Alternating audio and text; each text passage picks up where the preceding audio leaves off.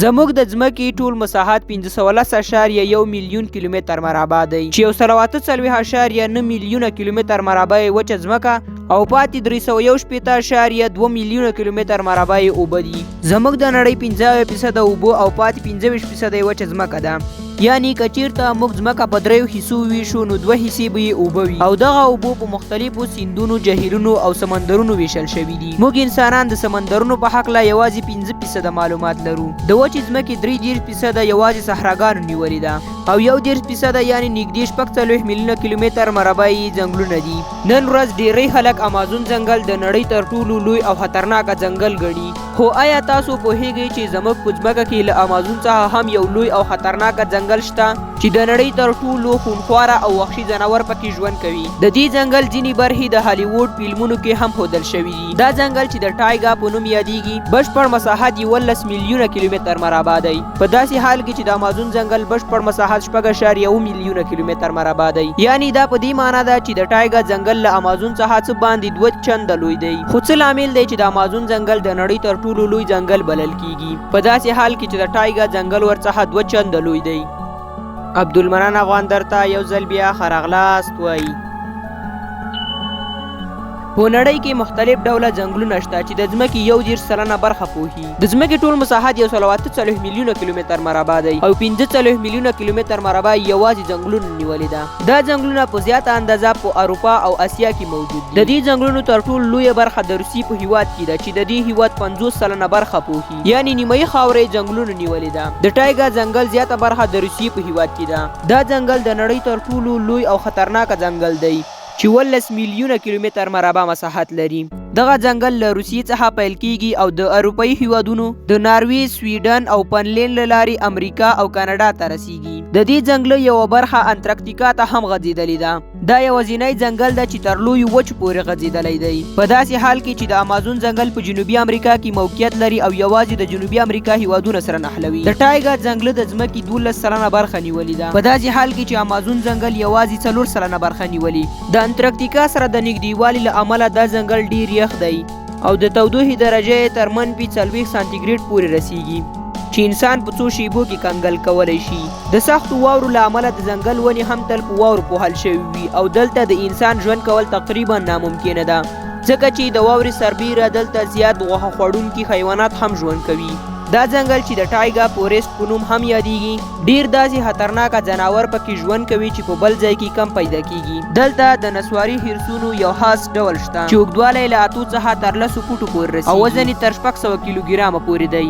دا هرس د دې ځنګل د کوچنیو ځناورو ښکار کوي. دغه هرس د انسانانو ښکار هم کوي. د دې نه علاوه په ټایګا ځنګل کې هړ لیوه هم ژوند کوي چې د انسانانو په اندازه لوی او وزن یې تر نږدې 100 کیلوګرامه پورې دی. دا لیوه د ځنګل په هغو سیمو کې ژوند کوي چې د انټارکټیکا سره پوله لري چې د کوچنیو څخه تر لویو حیواناتو په ښکار کولو سره خپله لوږه ختموي. همداراز په دې ځنګل کې یو ډول پیشوګانې هم ژوند کوي چې د لینکس په نوم یادیږي. زموږ په نړۍ کې ټول 4 ډوله لینکس موجود دي. د دې ډولونو څخه 2 ډوله یوازې په ټایګا ځنګل کې شتون لري. دغه لینکس پیشوګانې په هغو سیمو کې ژوند کوي چې کاناډا، الاسکا او امریکا سره پوله لري.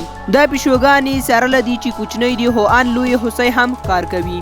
په نړۍ کې د هوسۍ تر ټولو لوی ډول هم د ټایګا په ځنګل کې موندل کیږي کوم چې د موز په نوم پیژندل کیږي. دا هوسۍ له 6 څخه تر 8 فوټو پورې اوږدې دي او وزن یې تر 200 کیلوګرامه پورې رسیږي. دا هوسۍ د ونو پاڼې او واښه خوري او د ټایګا ځنګل په هغو سیمو کې ژوند کوي چیرته چې هړ لیوه ژوند کوي. او همداراز دلته له 50 څخه زیات ډولونه د حیواناتو، 300 څخه زیات ډولونه د مرغانو او له 100 څخه زیات ډولونه د کبانو موندل شوي. دلته څخیدونکي حیوانات بیخي کم دي ځکه دوی د یخ سره مقاومت نشي کولی. که د ونو خبره وکړو نو دا ځنګل 80% ستنې لرونکي ونې لري لکه د سپروس ونې چې اوږدې شنې ستنې لري چې د واورې د وزن برداشت کولی شي، د پین ونې چې د یخ ضد پوستکی لري او کلونه ژوندي پاتې. او همدارنګه دلته د پایر په نوم یو ډول ونې هم شته چې تل شنې وي او واوره پرې لږه اندازه جمع کیږي. د نورو ځنګلونو په پرتله دلته مرغان هم کم پیدا کیږي. خو په دې ځنګل کې د سنوي اول په نوم یو ډول مشهور مرغه هم پیدا کیږي چې د یخ ضد پوستکی لري او د دې ځنګل په یخو سیمو کې ژوند کوي.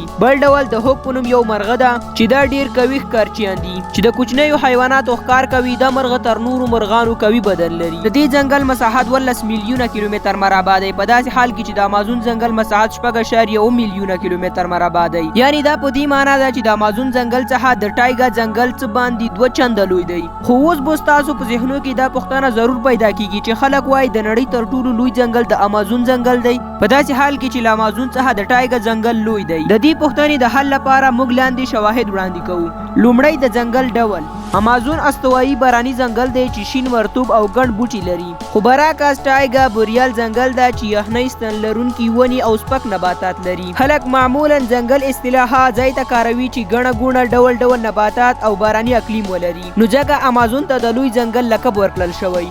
دویم، امازون د نړۍ تر ټولو بډایه حیوانات لري. شاوخوا 3 میلیونه ډولونه حیوانات، بوټي او حشرات پکې ژوند کوي. خو برعکس ټایګر ځنګل د یخنۍ له امله کم حیوانات او بوټي لري. همدا لاملونه دي چې امازون ځنګل د نړۍ تر ټولو لوی ځنګل بلل کیږي. لکه څنګه چې امازون ځنګل د نړۍ زیات اکسیجن تولیدوي، په ورته ډول د ټایګر ځنګل هم زیات اکسیجن تولیدوي او هر کال په میلیارډونه ټنه کاربن ډای اکساید جذبوي. کچېرې دغه ځنګل اقلیم ته وګورو نو هر کال له 6 څخه تر 8 پورې دلته ژمی وي چې په ژمي کې د حرارت درجه تر -50 سانتیګریډ پورې رسیږي او دلته اوړه یوازې له 2 څخه تر 3 میاشتو پورې دوام کوي چې په اوړي کې د حرارت درجه تر 60 سانتیګریډ پورې وي. هر کال دلته له 15 څخه تر 13 سانتي مترو پورې باران وریږي چې د نورو ځنګلونو په پرتله بیخي کم باران دی.